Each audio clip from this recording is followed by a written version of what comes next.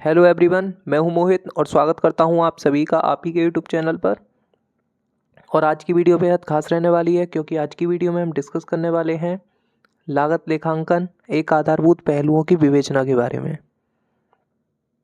ठीक है जी, आज के इस वीडियो लेक्चर को स्टार्ट करने से पहले सबसे पहले आज की इस वीडियो के एजेंडा को डिसाइड कर लेते हैं कि आज की भैया इस वीडियो लेक्चर में हम किन किन चीज़ों के ऊपर डिस्कशन करने वाले हैं। तो देखिए, सबसे पहले हम डिस्कस करेंगे इंट्रोडक्शन, उसके बाद देखेंगे लागत लेखांकन का अर्थ यानी कि meaning of the cost accounting, उसके बाद देखेंगे लागत लेखांकन की विशेषताएं यानी कि characteristics of the cost accounting के बारे में, उसके बाद देखेंगे लागत लेखांकन के क्षेत्र यानी कि scope of the cost accounting के बारे में, उसके बाद देखेंगे लागत लेखांकन के उद्देश्य अर्थात objectives of the cost accounting के बारे में, उसके बाद देखेंगे लागत लेखांकन के लाभ अर्थात advantages of the cost accounting के बारे में, उसके बाद देखेंगे लागत लेखांकन की सीमाएं अर्थात limitations of the cost accounting के बारे में, उसके बाद देखेंगे एक आदर्श लागत लेखांकन पद्धति की विशेषताएं और फाइनली देखेंगे लागत लेखांकन तथा वित्तीय लेखांकन में अंतर। अगर आप इस वीडियो लेक्चर को पूरा देख लेते हैं तो आई होप कि आपको चैप्टर नंबर 1 के अंदर कुछ और कहीं और से पढ़ने की आवश्यकता नहीं है। ठीक है जी, तो आज का इस टॉपिक को स्टार्ट करते हैं। देखिए, अगर मैं बात करता हूँ लागत लेखांकन एक आधारभूत पहलुओं की विवेचना की, जिसे अंग्रेजी में कहते हैं cost accounting and overview of the fundamental aspects. देखिए, कॉस्ट अकाउंटिंग को समझने से पहले सबसे पहले हमें समझना पड़ेगा अकाउंटिंग के बारे में। देखिए, अगर मैं बस बात करता हूँ अकाउंटिंग की तो काफ़ी सारी ब्रांचेस ऑफ अकाउंटिंग होती हैं। जैसे एक होती है फाइनेंशियल अकाउंटिंग, जिसे हिंदी में वित्तीय लेखांकन के नाम से जाना जाता है। एक होती है कॉस्ट अकाउंटिंग, जिसे अपन लागत लेखांकन के नाम से जानते हैं। एक होती है टैक्स अकाउंटिंग, जिसे अपन कर लेखांकन के नाम से जानते हैं। एक होती है मैनेजमेंट अकाउंटिंग, जिसे आप प्रबंध लेखांकन के नाम से जानते हैं। अगर मैं बात करता हूँ CCS यूनिवर्सिटी की तो सेकंड सेमेस्टर के अंदर हम फाइनेंशियल अकाउंटिंग पढ़ चुके हैं। थर्ड सेमेस्टर के अंदर अपन कॉस्ट अकाउंटिंग पढ़ रहे हैं। फोर्थ सेमेस्टर के अंदर अपन को टैक्स अकाउंटिंग पढ़ने को मिलेगी और फोर्थ सेमेस्टर के अंदर अपन जानेंगे मैनेजमेंट अकाउंटिंग के बारे में। सबसे पहले अगर मैं बात करता हूँ कॉस्ट अकाउंटिंग की तो देखिए कॉस्ट का अर्थ है लागत अर्थात किसी वस्तु के संबंध में किए गए वास्तविक व्यय, और लेखांकन का अर्थ है अकाउंटिंग अर्थात लेन देनों को क्रमबद्ध रूप में लिखना, वर्गीकरण करना एवं सारांश तैयार करना। यही क्या कहलाता है? लेखांकन। देखिए, इसके अंदर जो हमने सबसे इम्पोर्टेंट प्रश्न बनवाया है, जो कि आपका अक्सर एग्जाम में पूछ लिया जाता है कि लागत लेखांकन क्या है, इसके क्षेत्र एवं सीमाएं बताइए। लागत लेखांकन से आप क्या समझते हैं? वित्तीय लेखांकन एवं लागत लेखांकन में अंतर बताइए। तो इसके अंदर हमने सबसे पहले प्रस्तावना में लिखवाया है कि वित्तीय लेखांकन की कमियों को दूर करने के लिए लागत लेखांकन का उदय हुआ, क्योंकि वित्तीय लेखांकन में वस्तु की कुल इकाई का तो पता चल जाता है, लेकिन प्रति इकाई की लागत के संबंध में कोई भी विस्तृत जानकारी नहीं मिल पाती है। जबकि वर्तमान समय में केवल वही उत्पादक जीवित रह सकता है जो कि अपनी द्वारा उत्पादित की जाने वाली वस्तु की प्रति इकाई लागत ज्ञात करने के साथ साथ उसमें कमी लाने के लिए प्रयत्नशील रहे। फॉर एग्जाम्पल, कोई भी पेन बनाने वाली कंपनी है, कोई भी शैम्पू बनाने वाली कंपनी है, suppose that Hindustan Unilever limited है, वो क्लिनिक प्लस के काफ़ी ज़्यादा शैम्पू बनाने का काम करती है। क्लिनिक प्लस हुआ और भी अदर शैम्पू वगैरह बनाने का काम वो करती है हिंदुस्तान यूनिलीवर लिमिटेड। अब हिंदुस्तान यूनिलीवर लिमिटेड मार्केट में कब टिकी रह सकती है? जब वो टोटल कॉस्ट ज्ञात करने के साथ साथ ही हमारी संपूर्ण शैम्पूओं को बनाने में कितनी कॉस्ट आई, सपोज दैट 100 रुपये की सिंप्लिसिटी के पॉइंट ऑफ व्यू से उसे हमने शैम्पूओं को कितने रुपए में बेचा? 150 रुपये में, यानी कि 50 रुपये का प्रॉफिट हो गया। अब HUL यानी कि हिंदुस्तान यूनिलीवर लिमिटेड मार्केट में कब टिक सकती है? सपोज दैट आज वो 100 रुपये के शैम्पू बना रही है। कितने शैम्पू बना रही है? 100। ठीक है जी, कितने बना रही है? सपोज दैट 100 शैम्पू बना रही है 100 रुपये के, यानी कि एक शैम्पू कितने रुपए का बना रही है? 1 रुपये का। हिंदुस्तान यूनिलीवर लिमिटेड मार्केट में कब टिक सकती है? जब वो 1 रुपये की कॉस्ट को कंट्रोल करने के साथ साथ उसमें कमी लाने के लिए प्रयत्नशील रहे। क्योंकि हो सकता है कि सामने वाला कल को मार्केट में कोई ऐसा प्लेयर आ जाए जो कि 1 रुपये के शैम्पू को 0.80 या 0.75 में बना करके और कम का सेल करने लगे, है ना। तो इसीलिए कहते हैं कि वर्तमान समय में केवल वही व्यापारी जीवित रह सकता है जो कि अपने द्वारा उत्पादित की जाने वाली वस्तु की लागत करने के साथ साथ उसमें कमी लाने में प्रयत्नशील जो है वो रहे।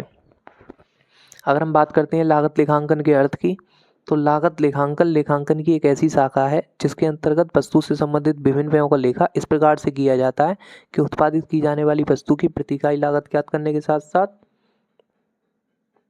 कुल लागत ज्ञात करने के साथ साथ प्रति इकाई लागत भी ज्ञात की जा सके और लागत विश्लेषण के लिए आवश्यक सूचनाएं प्राप्त की जा सकें। इसके बाद हमने लागत लेखांकन की विशेषताएं लिखवा दी हैं। इसके अंदर लिखवाया लागत लेखांकन की प्रमुख विशेषताएं निम्नलिखित हैं। सबसे पहला लिखवाया लागत लेखांकन लेखांकन की एक विशिष्ट शाखा है। उसके बाद लिखवाया इसके अंतर्गत विभिन्न व्ययों का लेखा किया जाता है। इसके आगे लिखवा दिया इसके अंतर्गत उत्पादित की जाने वाली वस्तु की कुल लागत के साथ साथ प्रति इकाई लागत ज्ञात की जाती है। ठीक है जी, लास्ट के तीनों हेडिंग हो आप काट देंगे, राइट। लास्ट में जाकर के लिखवा दिया है कि भैया लागत लेखांकन कला एवं विज्ञान दोनों है, यानी कि अगर मान लो आपको लागत लेखांकन का अर्थ याद हो गया तो उस कंडीशन में विशेषताएं आप इसकी जो है वो खुद से बना करके भी लिख सकते हैं। क्या आगे बढ़ जाएं? ठीक है भैया, इसके आगे हमें क्या दिया हुआ है? इसके आगे हमें दिया हुआ है लागत लेखांकन का क्षेत्र। लागत लेखांकन का क्षेत्र जो है वो बहुत कम पूछा जाता है। देखो, अगर हम बात करते हैं लागत लेखांकन के क्षेत्र की तो लागत लेखांकन का क्षेत्र हालांकि बहुत कम पूछा जाता है, लेकिन फिर भी अगर पूछ लिया जाता है तो आप लिख सकते हैं। सबसे पहले हमने लिखवाया लागत का वर्गीकरण करेंगे, फिर उसके बाद क्या करेंगे, लागत का अभिलेखन कर लेंगे, उसके बाद लागत का आवंटन कर देंगे, लागत का आवंटन करने के बाद क्या करेंगे, लागत का निर्धारण करेंगे, फिर लागत का विश्लेषण करेंगे, फिर लागत की तुलना करेंगे, फिर लागत प्रतिवेदन यानी कॉस्ट रिपोर्ट तैयार करेंगे, फिर लागत में कमी लाने का प्रयास करेंगे, राइट। इसके बाद में क्या करेंगे, मेन चीज़ जो है वो है इसकी लागत लेखांकन के उद्देश्य, कि भैया हम एक्चुअली कॉस्ट अकाउंटिंग क्यों पढ़ें। ठीक है यार, बात करते हैं लागत लेखांकन के उद्देश्य यानी कि objectives of the cost accounting के बारे में। तो इसका सबसे पहला उद्देश्य क्या है कि जब भी हम कॉस्ट अकाउंटिंग पढ़ेंगे सबसे पहले तो क्या है कि हम लागत का निर्धारण करना सीख जाएंगे। ठीक है जी, कल को हम रियल एस्टेट सेक्टर में चले जाएं जहाँ पे कोई भी कॉन्ट्रैक्टर बिल्डिंग्स का, पुल का, नहर का, बांध का, किसी भी चीज़ का ठेका लेने का काम करता है, तो उस ठेके पे कितनी कॉस्ट आई है उस चीज़ का निर्धारण करना हमें कॉस्ट अकाउंटिंग सिखा देगी। दूसरे नंबर पे अगर कहीं भी हम ऐसी किसी भी इंडस्ट्री में जा रहे हैं जहाँ पर कोई भी हमारा जो प्रोडक्ट है वो एक प्रोसेस से होकर के गुजर रहा है, उस प्रोसेस में कितनी कॉस्ट आ रही है उस चीज़ का निर्धारण करना भी हमें लागत लेखांकन सिखा देगी। तीसरे नंबर पर अगर मान लीजिए कहीं पे भी हम किसी ऐसी इंडस्ट्री में जा रहे हैं जहाँ पे अपोज दैट हम किसी ऐसी इंडस्ट्री में जा रहे हैं जहाँ पे कूलर बनते हैं, पंखे बनते हैं, ठीक है जी, उसकी प्रति इकाई लागत का निर्धारण कैसे करना है वो कॉस्ट अकाउंटिंग हमें सिखा देगी। मतलब लागत लेखांकन हम क्यों पढ़ें, उसका उद्देश्य क्या है। सबसे पहला तो हम यहाँ पे डिटरमाइन करना सीख जाएंगे कॉस्ट। दूसरे नंबर पे लागत लेखांकन हमें कॉस्ट कंट्रोल करना सिखा देगी, लागत का नियंत्रण करना सिखा देगी कि अगर मान लीजिए किसी भी कॉस्ट का डिटर्मिनेशन करने के बाद में, उसका निर्धारण करने के बाद में हमें उसे कंट्रोल कैसे करना है, ये हम इसके अंदर सीख जाएंगे। लागत में कमी लाना हम सीख जाएंगे। चौथे नंबर पे विक्रय मूल्य का निर्धारण करना हम सीख जाएंगे, यानी निविदा मूल्य का निर्धारण हम करना सीख जाएंगे, क्योंकि इसके अंदर कॉस्ट अकाउंटिंग के अंदर हम एक चैप्टर पढ़ेंगे determination of the tender price या कोटेशन प्राइस, वो हमें निविदा मूल्य का निर्धारण करना सिखा देगा। निविदा मूल्य क्या होता है डिटेल में हम उसी चैप्टर के अंदर देखेंगे। अगर मैं बात करता हूँ लागत लेखांकन के लाभ की, तो इससे उत्पादक और प्रबंधक इन दोनों को ही लाभ नहीं होता है। उत्पादक का मतलब जो वस्तु का उत्पादन करने वाला व्यक्ति है, जो वस्तु को बनाने वाला व्यक्ति है, केवल उसी को ही लागत लेखांकन का लाभ नहीं होता है, बल्कि इसके साथ साथ कर्मचारियों को भी लागत लेखांकन का लाभ होता है। ठीक है जी, सही है भैया। उत्पादकों को एवं प्रबंधकों को क्या लाभ होता है, उत्पादकों एवं प्रबंधकों को लागत लेखांकन से निम्नलिखित लाभ प्राप्त होते हैं। एक तो सामग्री का सही उपयोग ये लोग कर पाते हैं, ठीक है जी, क्योंकि लागत लेखांकन अगर मान लीजिए हम सीख रहे हैं एज ए मैन्युफैक्चरर या एज ए मैनेजर, तो उससे क्या है कि हमारी सामग्री की चोरी को हम सफलतापूर्वक रोक सकते हैं, क्योंकि इसके अंदर हम क्या सीखते हैं, स्टोर लेजर अकाउंट बनाना हम सीखते हैं, जहाँ पर हम लीफो, फीफो, ये काफ़ी सारे मेथड सीखते हैं, राइट। तो उससे क्या कर सकते हैं कि अगर मान लीजिए हमारे पास सारा का सारा स्टॉक्स का इन्फॉर्मेशन है, सारे के सारे स्टॉक का हमारे पास इन्फॉर्मेशन है, तो उस कंडीशन में हमारे स्टॉक की चोरी की संभावना वो शून्य के बराबर हो जाती है, राइट। दूसरा, उत्पादक को इससे क्या लाभ होता है कि इससे निविदा मूल्य के निर्धारण में सहायक होता है, कोटेशन प्राइस या टेंडर प्राइस कह लो, उसके निर्धारण में सहायक होता है। प्रमाप लागत के निर्धारण में सहायक होता है। मंदी काल में काफ़ी ज़्यादा उपयोगी होता है। कर्मचारियों को इसके लाभ क्या हैं? कर्मचारियों को इसके लाभ ये हैं कि कर्मचारियों को इसके अंतर्गत क्या होता है, वैज्ञानिक आधार पर किया जा सकता है क्या, कर्मचारियों के बीच कार्य का विभाजन और उसी के आधार पर तय किया जा सकता है उनका पारिश्रमिक। तो ये इसके लाभ हैं मोटे तौर पर कर्मचारियों के लिए। लेकिन यार लागत लेखांकन की कुछ सीमाएं भी हैं, इसकी कुछ लिमिटेशंस भी हैं। जैसे सबसे पहली इसकी लिमिटेशन क्या है कि एक तो ये काफ़ी ज़्यादा एक्सपेंसिव है। ठीक है भाई, अगर मान लो मेरे को अपने यहाँ कॉस्ट अकाउंटिंग के सिस्टम को अपनाना है तो उस कंडीशन में मेरे को अपने यहाँ CMA को हायर करना पड़ेगा। दूसरा क्या है, इसका दूसरा सबसे बड़ा लिमिटेशन ये है कि जो लागत लेखांकन है इसके अंतर्गत जितने भी हम लेखे करते हैं वो सारे के सारे अनुमानों के आधार पर करते हैं। इसके अंतर्गत जो अप्रत्यक्ष व्ययों का लेखा है वो वास्तविक रकम के आधार पर, अनुमानों के आधार पर किया जाता है, राइट। अगर मैं बात करता हूँ एक आदर्श लागत लेखांकन पद्धति की विशेषताओं की, एक तो ये सरल होनी चाहिए, दूसरे नंबर पे ये लचीली होनी चाहिए, फ्लेक्सिबल होनी चाहिए, तीसरे नंबर पे मितव्ययी होनी चाहिए, चौथे नंबर पे अनुकूलता बहुत इंपॉर्टेंट है। अगर मान लीजिए मैं बिल्डिंग वगैरह लेने का काम करता हूँ, पुल बनाने का काम करता हूँ, ठीक है जी, सड़क बनाने का काम करता हूँ, तो उस कंडीशन में मैं क्या करूँगा, लागत लेखांकन की पद्धति अपनाऊँगा। कौन सी वाली? Contract costing. कौन सी वाली?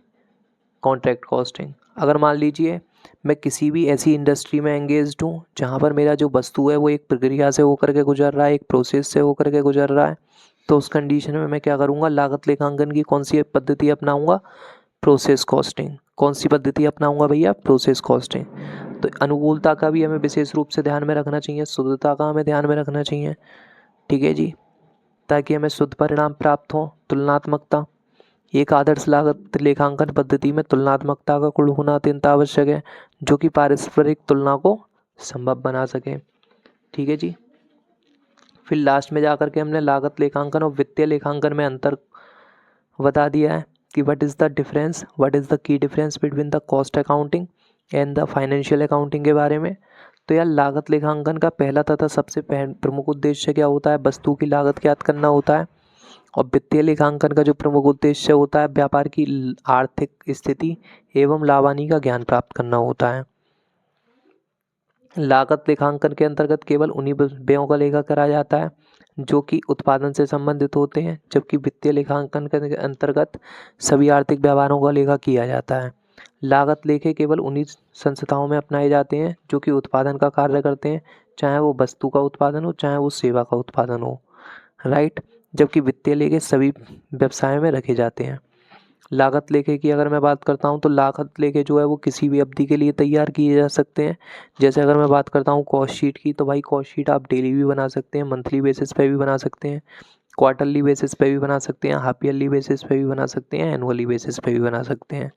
डेली का मतलब है दैनिक, या तो रोज़ की आप कॉस्ट शीट बना लो, वीकली यानी कि साप्ताहिक यानी कि सप्ताह की बना लो, मंथली यानी मासिक 1 महीने की कॉस्ट शीट बना लो, क्वार्टरली यानी तिमाही 3 महीने की कॉस्ट शीट बना लो, हाफ ईयरली यानी छमाही यानी 6 महीने की कॉस्ट शीट बना लो, या एनुअली यानी कि वार्षिक अर्थात 1 साल की कॉस्ट शीट बना लो।